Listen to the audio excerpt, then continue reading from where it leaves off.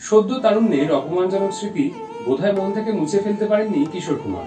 তাই বোধহয় খ্যাতির মধ্যগগনে থাকার সময় হিন্দি চলচ্চিত্র নির্মাতা নির্দেশক বি.আর. চোপড়া ছবিতে গান গাওয়ার আমন্ত্রণ পেয়ে বলেছিলেন, চোপড়াজি নির্দেশ তিনি কিভাবে অমান্য করবেন, তবে তার দিক থেকে দুটো শর্ত আছে। প্রথম শর্ত, ধুতি পাঞ্জাবি পরতে হবে। তিনি যখন বি.আর. চোপড়ার অফিসে ঢুকবেন তখন তাকে ডিগবাজি খেয়ে আবার খাড়া হয়ে দাঁড়াতে হবে, তবে পোশাকের ভাঁজ নষ্ট হলে চলবে না।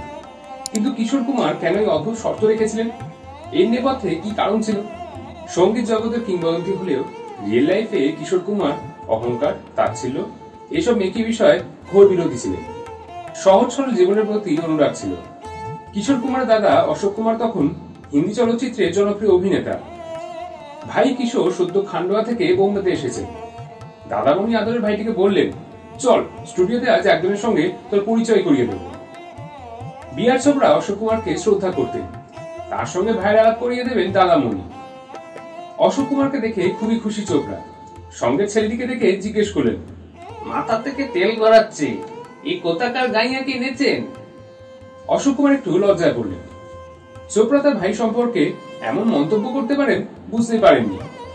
যখন বললেন ও আমার ভাই তো, ওর নাম কিশোর, তখন চোপড়া নিজেও লজ্জা পেলেন।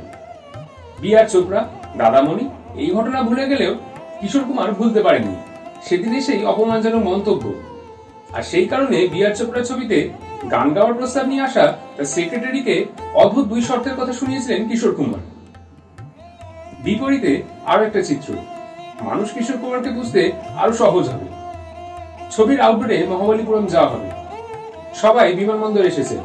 হঠাৎ প্রখ্যাত চিত্রগ্রাহক কিশোর ঘনিষ্ঠ নান্দু ভট্টাচার্য দেখলেন ইউনিটে জল দেওয়ার জন্য যে ছেলেটি থাকে সেও বিমানবন্দর এসেছে।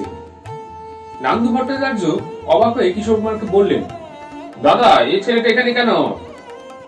জবাব এলো, আমরা কথায় কথায় প্লেনে চড়ি, ওর কাছে প্লেনে চড়াটা একটা স্বপ্ন, ওর তো ইচ্ছে করে নাকি, তাই ওকে নিয়ে যাচ্ছি। সাধারণ মানুষের প্রতি অদ্ভুত একটা শ্রদ্ধা ও সহানুভূতি ছিল। প্রতি মাসে গোছা গোছা মানি অর্ডার পাঠাতেন, সবটা লোককে সাহায্য করার জন্য। কেউ জানতেই পারতেন না গোপনে কিশোর কাদেরকে টাকা পাঠাতেন। অদ্ভুত হলেও সত্য, বোম্বে ফিল্ম ইন্ডাস্ট্রির অন্দরে প্রতিষ্ঠিত কিশোর কুমার টাকা ছাড়া কিছুই বুঝতেন না। গান রেকর্ডিং এর আগে তার পারিশ্রমিকে পুরো টাকা মিটিয়ে দিতে হতো।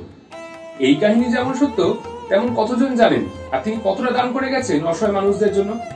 সেই প্রশ্নের উত্তরটা আজও অনেকে জানাননি।